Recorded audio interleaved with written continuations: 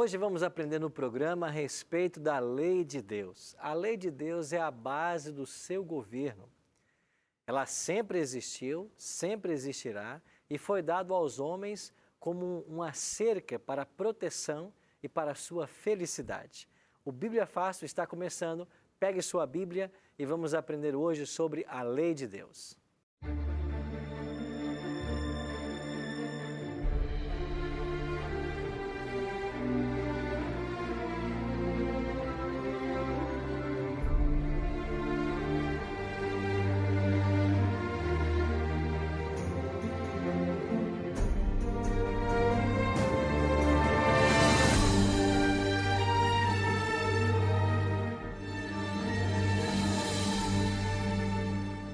Olá, seja muito bem-vindo ao Bíblia Fácil, o seu programa semanal de estudo da Bíblia. A cada semana nós temos nos debruçado sobre a Palavra de Deus e aprendido os temas que são tão especiais e tão relevantes para os dias atuais. Hoje vamos aprender um pouquinho mais sobre a lei de Deus, sua origem, seu propósito, e você é muito bem-vindo a esse programa.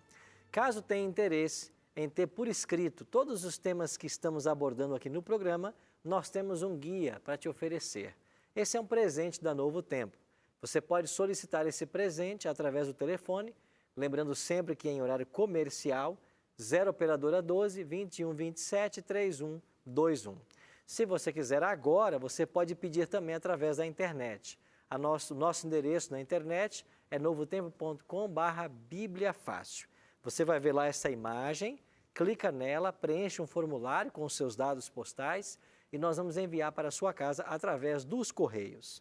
Temos ainda uma outra ferramenta de apoio. Você pode pedir esse estudo através do WhatsApp. Anota aí o nosso número, 12981001615. Mas ao mandar a sua mensagem, não se esqueça de dar para nós também seu nome completo, e-mail se você tiver, CPF, e todos os seus dados postais, pois precisaremos fazer um cadastro aqui na Escola Bíblica e em seguida mandar esse material para você. Num prazo de 15 a 20 dias, vai estar aí na sua casa. No final desse guia, você vai encontrar um questionário com perguntas. Se você responder essas perguntas e devolver para Novo Tempo, nós vamos enviar para a sua casa, para aqueles que acertarem mais de 70% das questões, um DVD. Um DVD que foi gravado em Israel com essa mesma temática do nosso guia de estudo. E lembrando que nós estamos também com essa mesma temática em nossas igrejas no domingo à noite. Então você está sendo convidado para visitar uma igreja adventista bem perto da sua casa. Caso você não saiba o endereço, nós temos um site para te ajudar. encontreumaigreja.com.br. Estamos aqui prontos para começarmos mais uma semana de gravações. E agora vamos estudar sobre um tema que é muito especial, o que Jesus ensinou sobre a lei. Vamos compreender um pouquinho mais sobre esse tema. Antes, porém, eu queria convidar você em casa e todos que estão aqui no estúdio para nós orarmos, pedindo a bênção de Deus para o estudo. Amado Deus e bom Pai, queremos mais uma vez abrir Tua Palavra e suplicamos a direção do Teu bom e Santo Espírito a nos guiar no ensino de hoje. Nós queremos, Senhor Deus, compreender a Tua vontade e queremos seguir a Tua vontade. Para isso, nos ajuda e nos abençoa. Em nome de Jesus, nós te oramos. Amém. Todos já estão com suas Bíblias em mãos e nós vamos agora, então, conversar um pouquinho sobre a lei de Deus. Vimos na semana passada que a lei de Deus será a norma usada por Ele no juízo. Estão lembrados disso? A lei de Deus será a norma do juízo. Quando alguém for para ser julgado, a pessoa será julgada com base na lei de Deus. Nós aprendemos também pela Bíblia que a lei de Deus é a base do seu governo. No céu, tudo tem lei, tudo funciona com decência, com ordem, nada funciona de forma desordenada. E a lei de Deus é a base do governo, a base da sua relação para com o ser humano. Agora, hoje vamos aprender sobre o que Cristo ensinou sobre a lei de Deus. E nós vamos começar com Mateus capítulo 5, versos 17 e 18. Abra sua Bíblia em Mateus capítulo 5, versos 17 e 18. Página 635. Aqueles que estão com a Bíblia que estamos usando aqui no nosso estúdio, página 635. Você em casa, talvez a página você não confira, mas vamos para o Evangelho de Mateus, capítulo 5, versos 17 e 18. Assim nós lemos palavras do próprio Cristo, verso 17. Não penseis que vim revogar a lei ou os profetas. Não vim para revogar, vim para cumprir. Verso 18. Porque em verdade vos digo, até que o céu e a terra passem, nenhum i ou um tio jamais passará da lei, até que tudo se cumpra. Jesus foi enfático aqui em Mateus ao declarar, não penseis que vim mudar ou revogar a lei ou os profetas. Jesus não veio mudar a lei. Alguns ensinam que a lei de Deus pode ser mudada e que até homens teriam autoridade para mudar essa lei. Mas isso é impossível. A lei que Deus estabeleceu, ela é tão eterna quanto Ele mesmo. Jesus disse claramente que Ele não veio abolir, mudar, abrogar, cancelar. Ele veio cumprir. É claro que Ele veio cumprir, porque se Ele não tivesse cumprido a lei, Ele teria sido um desobediente. E se Ele tivesse desobedecido à lei, Ele precisaria de um Salvador, assim como nós precisamos por sermos pecadores. Então vamos entender um pouquinho mais sobre a história da lei.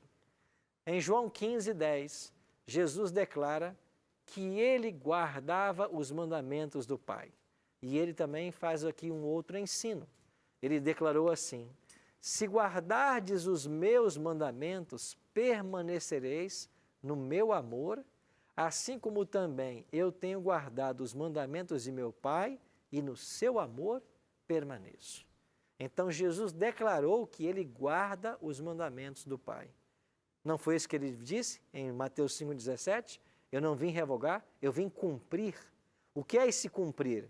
É no sentido de observar, guardar, o que é confirmado pela sua fala em João 15, verso 10.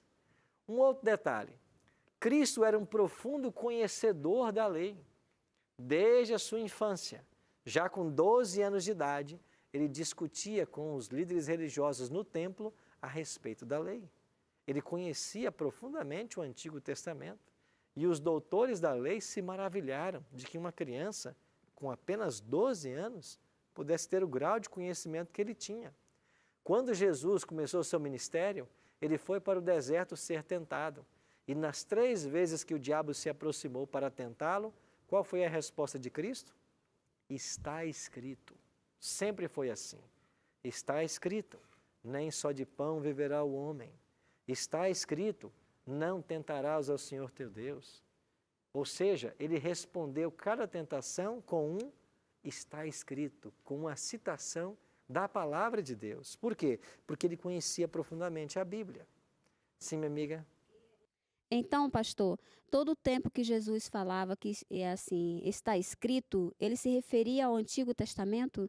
Exatamente. Cada expressão de Jesus está escrito, ele vai fazer uma referência ao Antigo Testamento.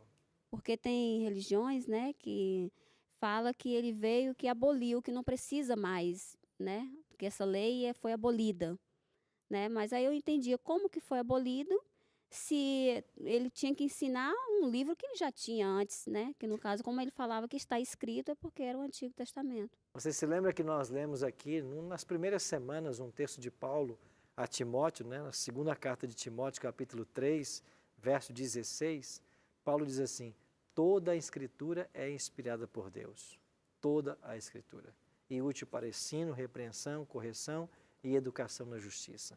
Então, toda a Escritura é inspirada por Deus.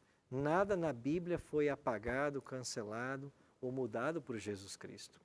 Então, todo o Velho e o Novo Testamento, toda a Bíblia, tem valor eterno para todos nós. Certo? De fato, Isaías disse isso, né, lá no capítulo 40.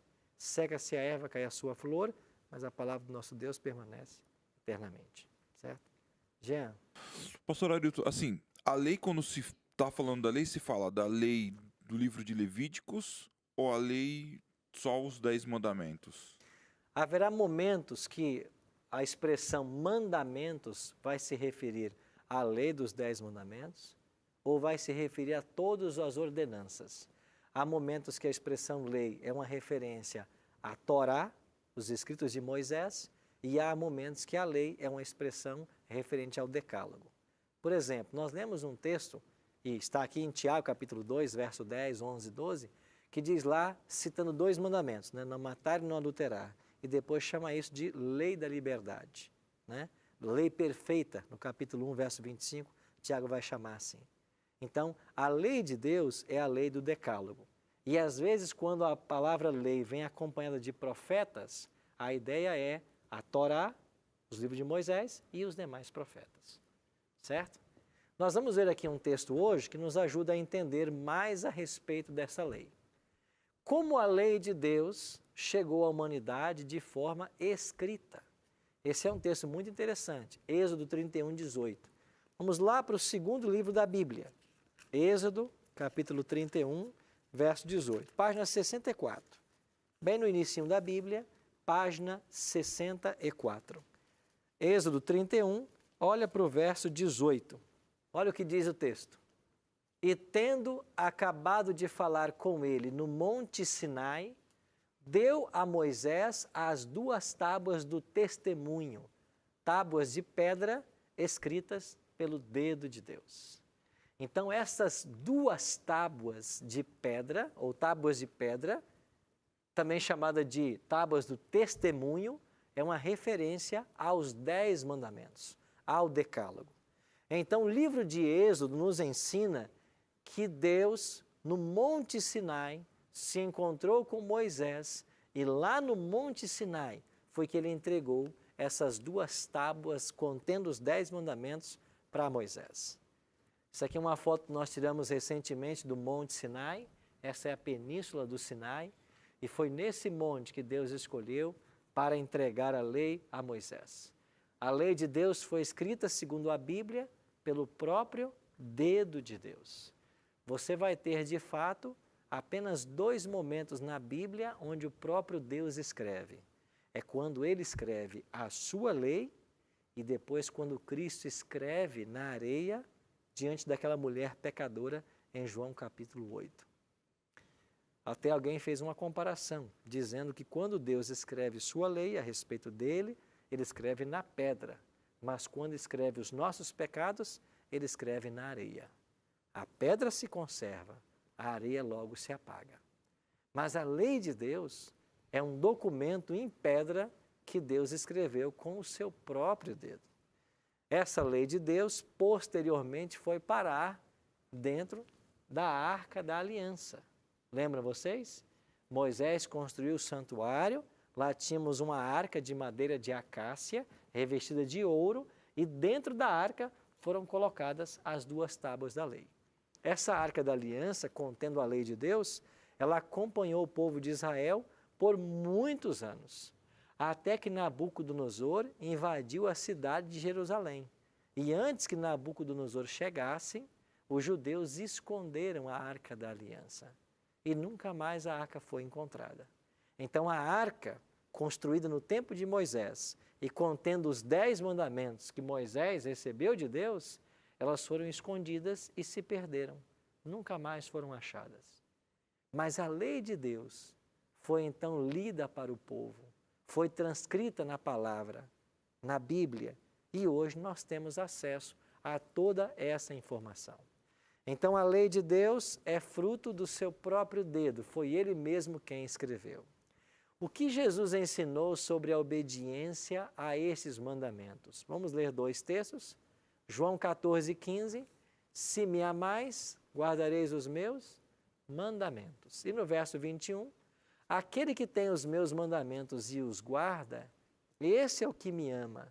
Aquele que me ama será amado por meu Pai. E eu também o amarei e me manifestarei a ele. Jesus é muito claro em dizer que a nossa obediência à lei, ela tem que ser fruto de um relacionamento. Se me amais, guardareis os meus mandamentos. Nós guardamos a lei não para ser salvo, mas a gente deve guardar a lei como uma expressão do nosso amor a Jesus Cristo e da salvação que Ele operou em nossa vida.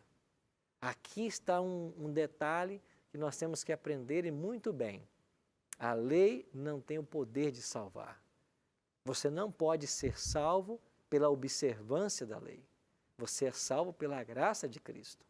Mas todo aquele que foi salvo pela graça de Cristo viverá em harmonia com a lei, porque é uma expressão, a minha obediência é uma expressão do meu amor e da minha gratidão pela salvação que Ele me trouxe. Se alguém tenta ser salvo obedecendo a lei, é o que nós chamamos de legalista ou legalismo, e ele está tentando o impossível. Então a lei só tem valor se observada como um fruto de nosso relacionamento com Cristo, como uma expressão do nosso amor. Então a obediência à lei tem o seu lugar, não como um caminho para a salvação, mas como um resultado dela. Daí nós podemos concluir que só consegue observar a lei quem já foi salvo. Quem foi salvo pela graça de Cristo consegue observar. Quem não foi salvo não consegue. E quem tentar guardar desassociado de Cristo vai tentar o impossível. Um outro detalhe a respeito da lei que nós precisamos hoje entender. Se a lei de Deus não foi abolida, como alguns pretendem, qual é a função da lei? Deus deu uma função para essa lei. E o apóstolo Paulo nos ajuda. Primeiro em Gálatas 3, 24.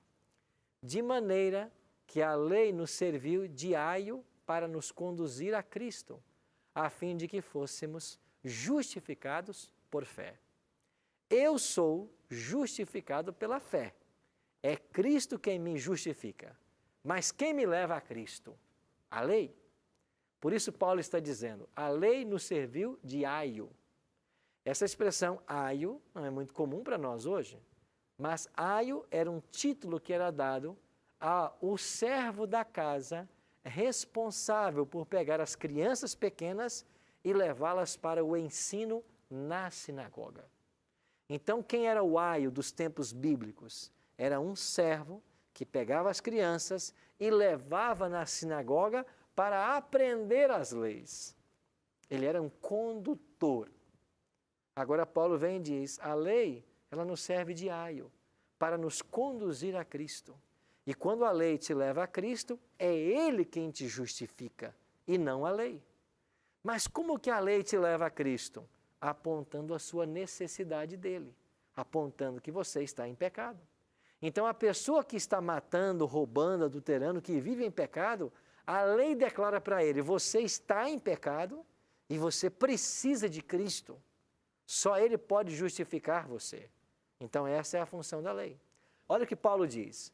Visto que ninguém será justificado diante dele por obras da lei. Romanos 3:20. Em razão de que pela lei vem o pleno conhecimento de quê? Do pecado. Aí Paulo continua o raciocínio. Eu não teria conhecido o pecado senão pela lei. Eu não saberia que a cobiça era pecado se a lei não dissesse, não cobiçarás. Então, qual é a função da lei? Revelar o que é pecado e nos levar a Cristo que pode nos justificar.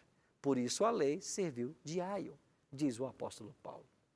Então, sem a lei, nós não saberíamos o que é pecado. E, de fato, a Bíblia define pecado como sendo o quê? A transgressão da lei.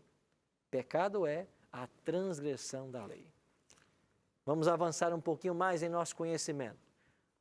Paulo continua em Romanos 7:7. Que diremos, pois? É a lei pecado? De modo nenhum. Mas eu não teria conhecido o pecado, senão por intermédio da lei. Pois não teria eu conhecido a cobiça, se a lei não dissesse, se a lei não dissera, não cobiçarás. Então o texto que eu mencionava é justamente Romanos 7:7. Sim, amiga? Pastor, tem a passagem na Bíblia, lá no Antigo Testamento, que fala que uma lei ficou dentro da arca, né? E outras leis ficou fora da arca, do lado da arca. Que lei ficou dentro da arca, que ficou fora e por quê? Tem diferença? Qual tem mais valor do que a outra? A que ficou dentro da arca tem mais valor do que a ficou do lado da arca? Na realidade, o que ficou dentro da arca, como eu disse, foi a lei dos 10 mandamentos, as 2 tábuas de pedra que Deus deu a Moisés. Isso foi parar dentro da arca. Mas quando chegamos na continuidade do livro de Êxodo, você vai descobrir que depois Moisés escreveu também um livro chamado Livro da Lei. Esse livro da lei de Moisés era o registro de todas as cerimônias praticadas em Israel, como os sacrifícios de animais, ofertas pacíficas, ofertas pelo pecado, ofertas pela ignorância, os rituais do santuário. Então, esse livro da lei, ele foi colocado ao lado da arca dentro do santuário. Então, era um rolo contendo várias orientações que Deus havia dado ao povo de Israel. As orientações do livro da lei de Moisés eram específicas para o povo de Israel e para o serviço do santuário, que era o centro da sua religião. Já os 10 mandamentos que ficavam dentro da arca é uma lei que Deus deu para a humanidade. E, de fato, a lei de Deus, ela foi só transcrita nos dias de Moisés, mas ela sempre existiu. Desde a criação do mundo, a lei de Deus já existia. Você quer ver uma prova clara disso? Quando Caim matou Abel, o que Deus fez com Caim? Deus disse que Caim agora seria amaldiçoado, porque ele tirara a vida do seu irmão. Não está implícito aí o mandamento não matarás? Está claro isso. Aí está o mandamento. Você não pode tirar a vida de ninguém.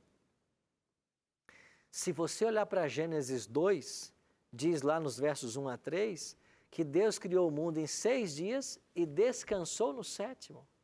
Não está aí o 4º mandamento da lei, que ordena a observância do sábado? Se você for um pouquinho mais à frente no Gênesis, você vai encontrar Abraão mentindo a respeito da esposa dele, dizendo ser irmã. E quando o rei então vinha para possuir a esposa, Deus disse que se ele fizesse isso, ele seria amaldiçoado, porque aquela mulher era a esposa de Abraão. Não está claro aí o mandamento, não adulterarás? Então você encontra no Gênesis uma referência aos mandamentos antes que a lei fosse transcrita lá no Êxodo. Por quê? Lá ela só foi colocada de forma impressa. Mas esta lei era conhecida por Moisés, Abraão, Isaac, Jacó e tantos outros. Certo? Nós iremos para o intervalo e assim que voltarmos vamos continuar aprendendo um pouquinho mais sobre a lei de Deus. Não saia daí, já voltamos.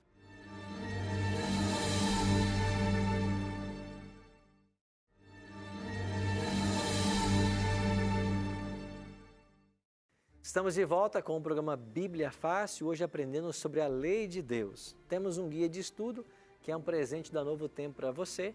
Se você quiser solicitar, você vai ver agora aí na sua tela os meios, as formas pelas quais você pode solicitar. Você inclusive tem agora o número de WhatsApp que você pode pedir também para nós, o número é 12 98100 1615, mas quando mandar uma mensagem solicitando, já dê para nós os seus dados postais, nome, CPF e e-mail se você tiver, para facilitar o seu cadastro aqui na Escola Bíblica.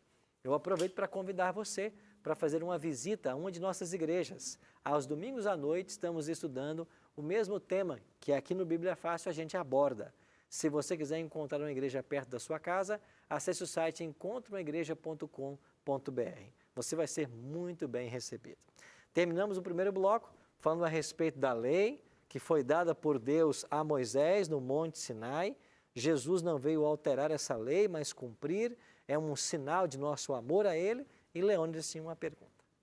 Pastor Arilton, Jesus mesmo nos disse que Ele veio para cumprir as leis dos profetas. Hoje nós temos correntes teológicas, alguns teólogos, alguns pastores, que ensinam sobre a abolição da lei por ocasião da chegada de Jesus na terra quando ele nasceu. A minha pergunta é a seguinte: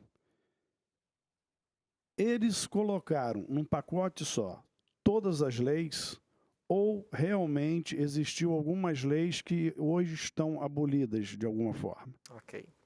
Muito boa a sua pergunta, Leônidas. Quando Jesus disse assim que ele veio cumprir a lei, algumas correntes teológicas dizem que porque ele cumpriu, eu não preciso mais cumprir.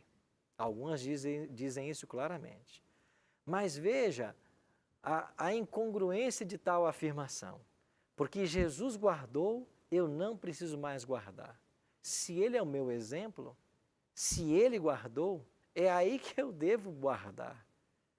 Aqueles que dizem que Jesus guardou e eu não preciso mais guardar, aí eu faço a seguinte pergunta. Tudo bem, Jesus guardou a lei e você não precisa mais guardar. Jesus nunca matou. Você pode matar? Jesus nunca adulterou. Você pode adulterar? Jesus nunca roubou. Você pode roubar? E a resposta certamente vai ser não. Então, não entendi. O que Jesus, então, cumpriu que você não tem que cumprir? Então, a expressão que Jesus cumpriu a lei é no sentido dele obedecer, como nós lemos depois em João, capítulo 15. Jesus cumpriu no sentido de ter observado. Agora, a sua segunda pergunta. Há algum tipo de lei que não tem uma sequência para a igreja do Novo Testamento? Há. E quais leis não precisam ser observadas a partir de Cristo? A lei cerimonial. Por que a lei cerimonial? Porque todas as cerimônias em Israel, a morte dos animais, os sacrifícios de manhã e à tarde, todas as ofertas, todas as festas, que eram 7, todas elas apontavam para Jesus Cristo. Aquilo era para os israelitas o evangelho em símbolos. E Deus deu aquilo para colocar na mente deles que um dia o Messias viria a morrer no lugar deles. Assim como o animal inocente que eles pegavam do rebanho deles e levavam até o santuário para sacrificar, e quem matava o animal era o próprio pecador, assim como esse animal inocente não merecia a morte, mas ele matava, esse animal apontava para o Messias, que sem nunca pecar, morreria no lugar dele. Este era o evangelho do Antigo Testamento. Quando veio Cristo e morre na cruz, o evangelho de Mateus diz que o véu que separava o Santo do Santíssimo no santuário rasgou-se de alto a baixo. E o rasgar desse véu, na hora da morte de Cristo, de acordo com Mateus, é para simbolizar que aquele santuário perdera na morte de Cristo o seu efeito, a sua validade. O verdadeiro Cordeiro de Deus foi imolado, agora eu não preciso mais sacrificar animais. E quando você vai para Hebreus, o autor de Hebreus, no capítulo 7, capítulo 8 e 9, ele vai dizer claramente isso. Se o sangue de bodes, touros e bezerros podia purificar quanto ao pecado, quanto mais agora o perfeito sangue de Cristo. É o livro de Hebreus que ajuda a igreja do Novo Testamento a fazer a transição do santuário terrestre para o santuário celestial, onde Cristo ministra em nosso favor. Então, pós-morte de Cristo, nós não temos que sacrificar nenhum animal para perdão de pecados, porque o Cordeiro de Deus, como de acordo com João Batista, em João 1:29, ele já foi imolado por todos nós. Então, com isso, nós podemos afirmar que não é toda a lei que foi abolida, mas algumas somente dela. E eu até teria cuidado ainda com a palavra abolido. Eu prefiro usar que a lei cerimonial, ela teve o seu cumprimento. Ela apontava para o Messias, ela cumpriu o seu propósito. Ela não foi abolida, ela cumpriu o seu propósito. Ela não tinha propósito de passar pós a cruz. E ela não passou. Então ela cumpriu o seu propósito. Por isso, nós não devemos praticar mais a lei cerimonial. Então você está correto em afirmar que há certas leis que apontavam para Jesus e cumpriram-se, e hoje eu não tenho que sacrificar animal. Mas há a lei que é eterna, como a lei de Deus, e que ela vai perpetuar para todo sempre, mesmo após a morte de Cristo. Quando nós observamos lá os 10 mandamentos, nós aprendemos que os 4 primeiros mandamentos é uma relação do homem para com Deus. E os outros 6 demais é do homem para com o seu próximo. E nós podemos observar que o 4º mandamento, ele não é guardado nos dias atuais. E estudando, nós temos a oportunidade de aprender que essa mudança ocorreu em um concílio. Você poderia explicar melhor para mim, para os demais colegas aqui, para o telespectador que está em casa? Claro. O 4º mandamento da lei de Deus, que requer a observância do 7º dia do sábado, foi pregado em todos os tempos. A lei de Deus foi dada em Moisés, mas se você for para Gênesis, assim que Adão foi criado, Deus já disse: você vai descansar no sétimo. Eu trabalhei 6 e descansei no sétimo. E Adão tinha conhecimento dessa observância. Depois foi transcrito para uma lei e ficou como o 4º mandamento. O povo de Israel sempre observou o sábado. Isso pode ser visto no livro de Gênesis, Êxodo, Esdras, Salmos, Daniel e outros mais. Sempre a lei de Deus foi observada e o sábado guardado. Quando nós tivemos os dias de Cristo, Jesus também guardava o sábado. Isso pode ser visto em Lucas 4,16, 4,31. O apóstolo Paulo, que se converte depois da morte de Cristo 3 anos, continuava guardando o sábado. E por volta do ano 50, você vai ter Paulo ainda guardando o sábado, como pode ser visto lá em Atos 17,2 e Atos 18,4. O sábado sempre foi observado pelos cristãos, até que nós chegamos ao 4º século. Quando entramos no 4º século, para ser exato no ano 307, o imperador de Roma, que se chamava Constantino, ele se converteu ao cristianismo. Nós hoje sabemos que foi uma conversão, entre aspas, foi interesse político pela unificação do império e pela manutenção do poder. Mas quando Constantino se torna cristão, ele é o responsável por baixar o primeiro decreto dominical da história, que foi publicado no dia 7 de março do ano 321.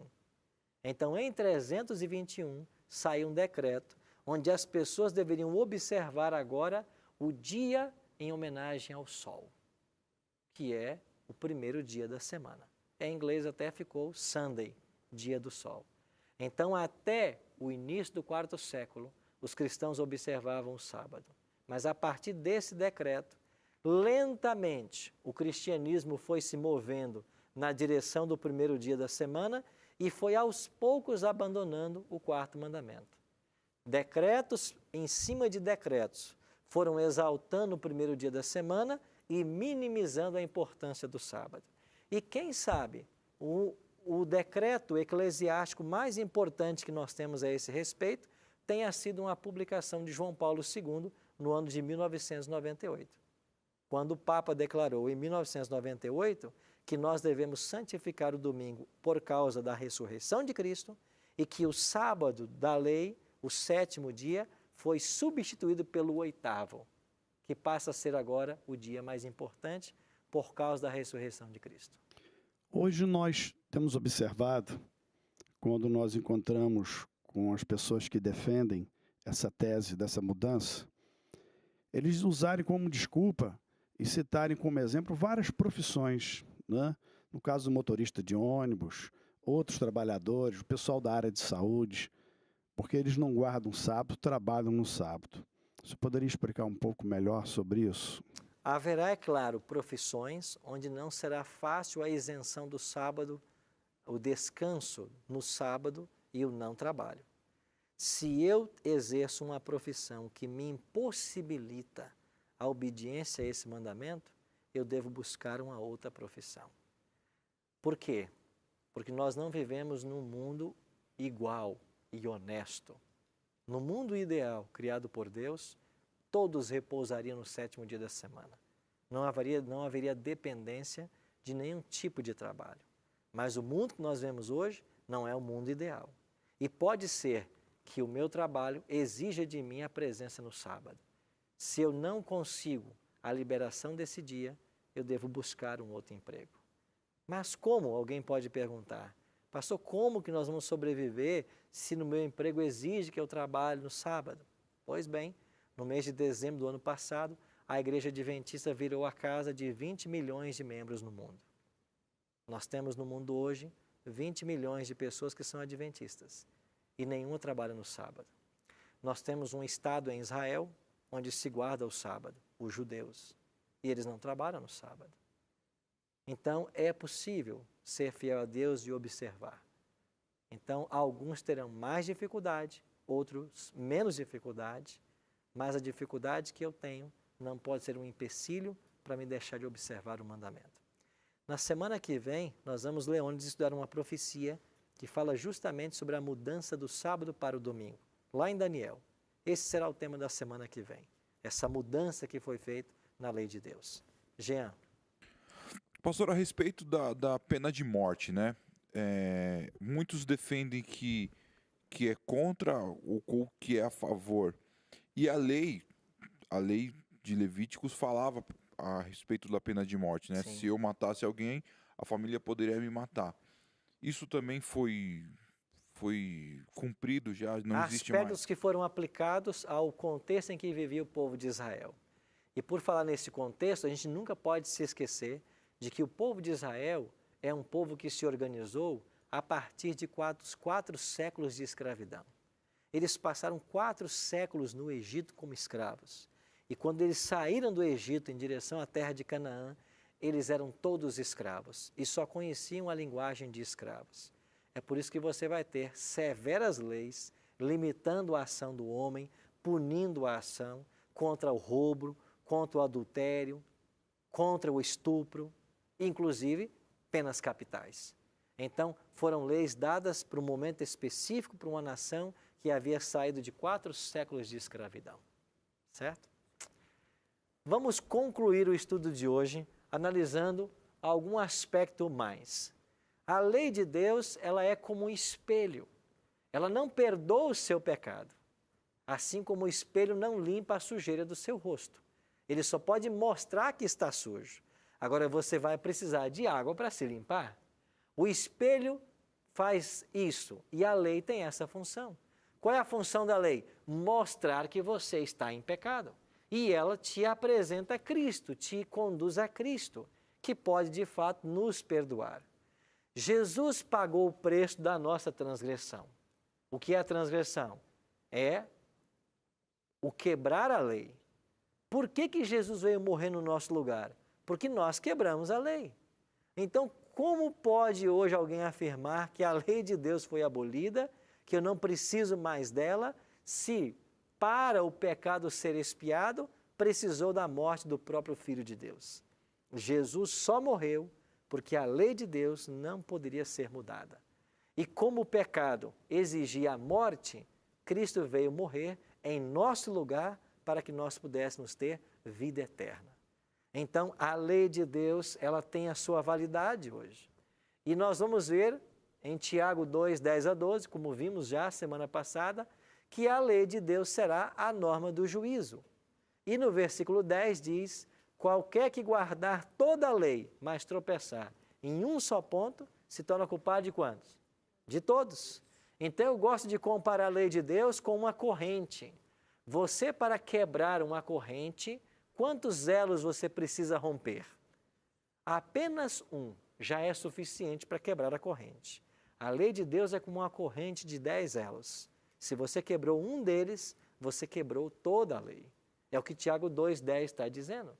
Isso nos mostra que há um equilíbrio entre os mandamentos. E puxando uma fala de Leônidas aqui, quando os 4 primeiros mandamentos se referem ao seu contato com Deus e os 6, você e o próximo, Jesus pega isso e diz assim: novo mandamento eu vos dou, que vós ameis a Deus sobre todas as coisas e ao próximo como a si mesmo. O que Jesus estava fazendo? Ele estava abolindo os 10 mandamentos? Não. Ele estava simplesmente dizendo que se você ama a Deus, você guarda os 4 primeiros. Se você ama o próximo, você guarda os outros 6. Porque assim a lei estava dividida em nosso trato com Deus e em nosso trato com o próximo. Um outro detalhe que precisamos ver. A salvação humana depende da lei? Claro que não. Olha o que Paulo escreveu. Porque pela graça sois salvos mediante o quê? A fé. E isso não vem de vós, é o quê? É um dom de Deus, não de obras, para que ninguém o quê? Se glorie. A lei não tem poder de salvar. E eu volto a afirmar o que afirmei no início. Nós não guardamos a lei para ser salvos. Quem tenta isso está tentando o impossível. Nós guardamos a lei porque nós fomos salvos. Esse é o grande detalhe. É uma relação de amor para com Deus. Um outro detalhe que precisamos ver. Se a lei pudesse ser mudada, Cristo não precisaria ter morrido na cruz do Calvário. Ele só morreu porque a lei não pode ser mudada.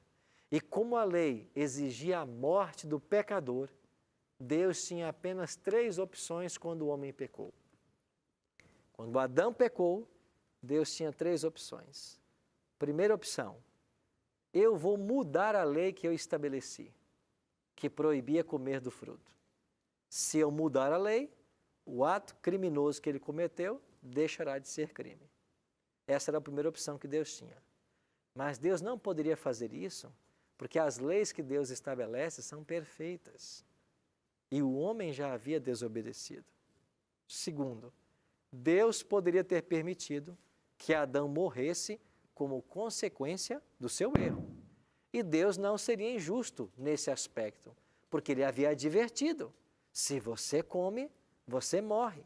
Se Deus deixasse que Adão morresse, Deus não seria injusto nisso, porque ele já havia advertido. Mas Deus não deixou que Adão morresse. O que Deus fez?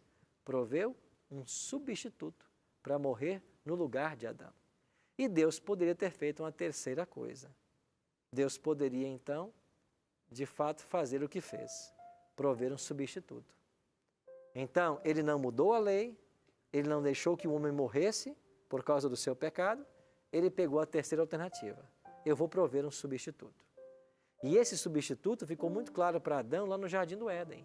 Porque quando Deus chegou na viração do dia e disse: Adão, onde estás? O que disse Adão para Deus? Tive medo e me escondi, porque eu estava nu. Aí Deus perguntou: mas quem fez você saber que você estava nu? Quem te fez saber que você estava nu? E o que o homem fez para cobrir a sua nudez, o seu pecado?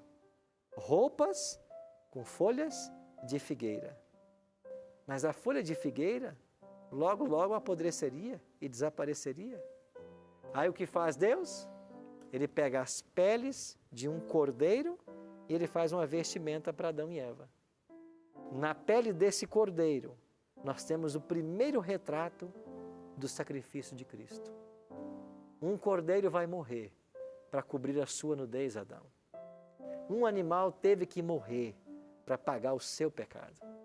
E esse animal que morre para cobrir a sua nudez aponta para o Filho de Deus que um dia virá morrer numa cruz. Você quer um evangelho mais belo do que esse? Não existe. Deus lá no Éden proveu tudo o que o homem precisava e deu a Adão uma segunda chance.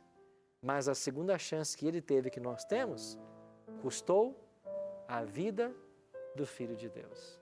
É por isso que para nós São João 3,16 é tão importante. Porque Deus amou o mundo de tal maneira que deu o seu Filho. Para que todo aquele que nele crê não pereça, mas tenha a vida eterna. Amigos, a única esperança de salvação nossa centraliza-se na cruz. E Jesus só foi para a cruz porque há uma lei que não pode ser mudada. Essa lei é eterna em todos os seus princípios. E a obediência a esta lei é uma expressão do nosso amor à salvação que um dia nos alcançou. Nós vamos convidar Robson Fonseca para cantar uma de suas músicas. Em especial uma que eu aprecio muito. Ela se chama A Cor do Calvário. É esse o título dela, Robson? A Cor do Calvário. E nós somos convidados, através dessa música, a olhar uma cena. Sabe qual cena? Cristo no Calvário. E por que ele foi para lá? Porque a lei de Deus foi quebrada. Alguém tinha que morrer. E para que você não morresse, ele morreu no seu lugar. Pense nisso enquanto você ouve essa canção.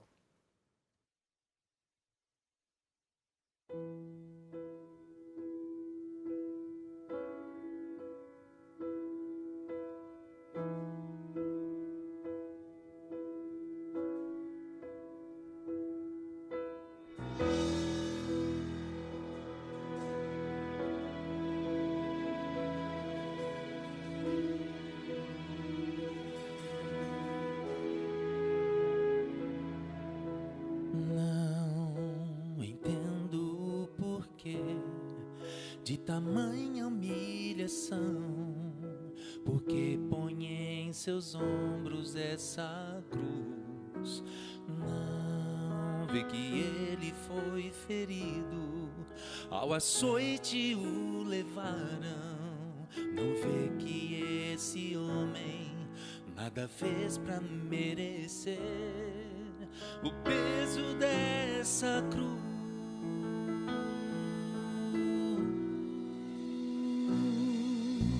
Vê o seu corpo ensanguentado, quase inerte, segue a sina, levado sob vil acusação. Vê esta multidão, ama sua morte.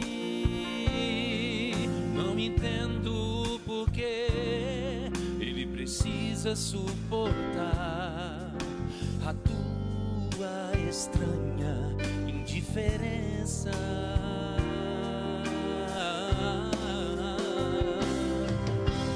Vem ver a cena, a cor do Calvário. Vem ver amor que teu Cristo suportou, sem nada te pedir. Ele se entregou.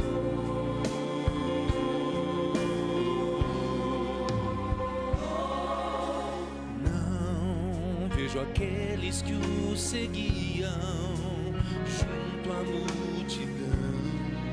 Será que eles o abandonarão? Em seus ombros cansados carrega toda a culpa. Nunca vi tão grande amor nos olhos de outro alguém. Pouco a pouco começo a entender.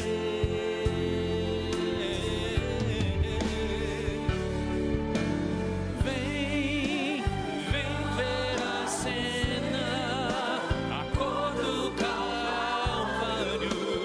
Vem ver a dor que teu Cristo suportou, sem nada te pedir. Ele se entregou.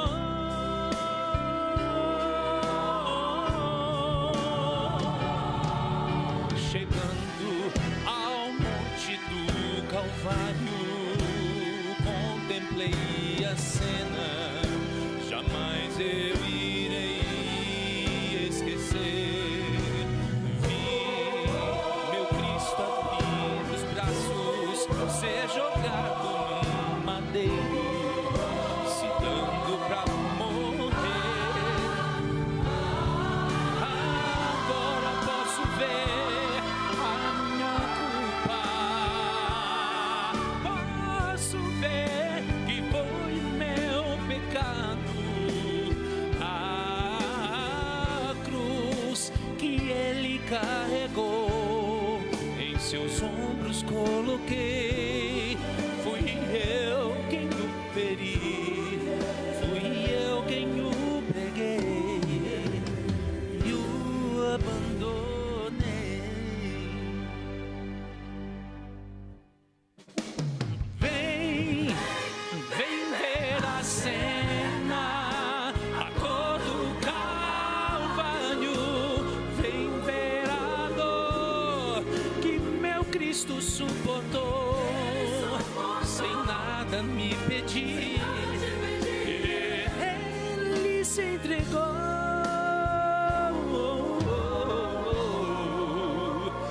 Eu fui o culpado.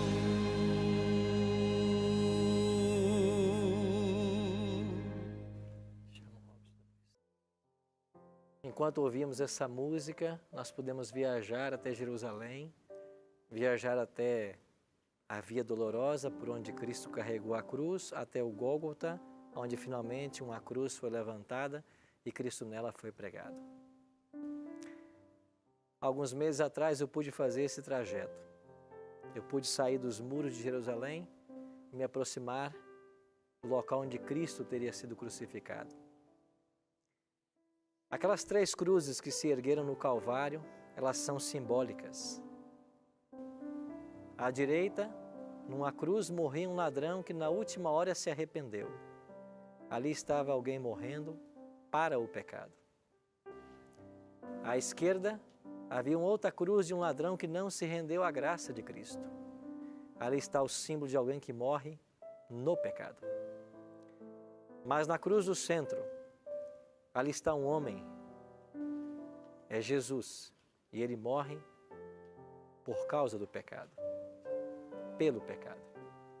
Ele não tinha, era o meu e o seu. Eu pude caminhar pela via dolorosa, e às vezes que Jesus caiu ali, sabe por que ele caiu? Porque a cruz que ele carregava não tinha as suas dimensões, não era dele, era de um homem chamado Barrabás. Mas esse homem pode ser substituído hoje por mim e por você. Era a nossa cruz. Nós somos pecadores. Nós merecíamos estar lá, mas ele assumiu o nosso lugar. Se a história do homem do Calvário não mexer com o nosso coração, nada mais mexerá. Se a história de um homem que entrega a sua vida por um desconhecido e por inimigos não mudar o nosso cristianismo, nada mais o fará. E o que acontece hoje justamente é isso. São cristãos vagos porque você tem um cristianismo sem Jesus. São pessoas que se relacionam com a igreja, com a instituição, mas nada conhecem de Jesus. O autêntico cristianismo nos aponta para uma sexta-feira, onde às 9 da manhã o Filho de Deus foi crucificado e às 3 da tarde ele expirou e morreu. Ele morreu a segunda morte. Ele morreu a nossa morte, a que nós merecemos por termos pecado. Alguém escreveu que Cristo foi tratado como nós merecíamos para que nós pudéssemos receber o tratamento que ele tinha direito. Ele foi condenado pelos nossos pecados, nos quais não tinha participação, para que nós fôssemos justificados pela sua justiça, da qual nós não tínhamos parte. Ele sofreu a morte que nos cabia, para que recebêssemos a vida que a ele pertencia. Pelas suas pisaduras, nós fomos sarados. Quem é Cristo para você? Luiz. Quem é Cristo para você? Leônidas, quem é Jesus para você? Temos que sair desse invólucro de religião e passar, pastor Jean, a entender que Jesus, ele é o nosso Salvador.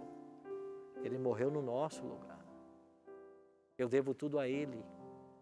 E o mínimo que eu posso fazer é gastar tempo hoje com esse livro para entender o que é certo, o que é errado e praticar o que é certo. Mas sabe o que é mais maravilhoso nessa história? É que mesmo tendo sofrido tudo o que ele sofreu, ele ainda diz assim, você escolhe. Você escolhe. Você quer? Você não quer? Se você quiser, você vem, vai comer do bom e do melhor, vou te dar a vida eterna. Mas se você não quiser, eu respeito isso. Esse é Deus. Nunca força. É o diabo quem tenta forçar e persuadir as pessoas. Deus não.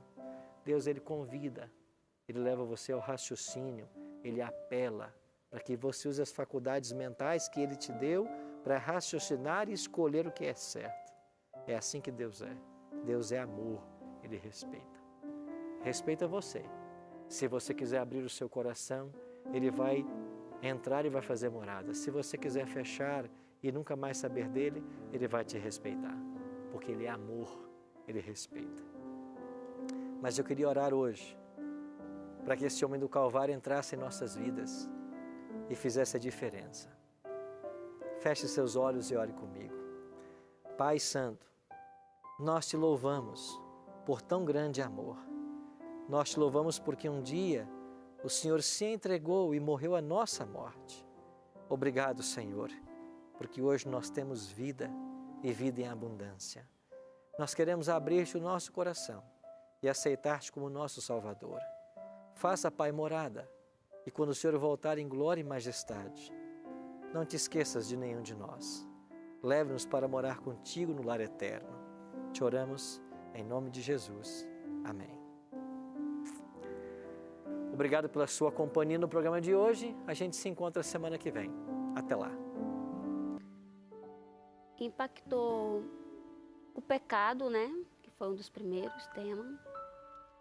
Como veio, né? Porque eu mesmo não sabia, não tinha muita noção do que era pecado. Eu tinha noção do que eu achava que era erro. A gente cometia erros, sabe? E não pecados. Depois, quando eu comecei a entender que era pecado e que ofendia a Deus, foi que isso teve bastante impacto, assim, na minha razão mesmo, entendeu? No meu coração. E depois, agora que foi os sinais da volta de Jesus, né? Que pelo que aponta está próximo, né? E coisas que e momentos que a gente precisa se arrepender do que dos erros, pecados, né? Do que éramos e para se preparar e esperar por Ele, né? Não necessariamente porque só para pensando em salvação, mas por amor mesmo, reconhecimento de tudo que Ele fez por nós, né? Por mim.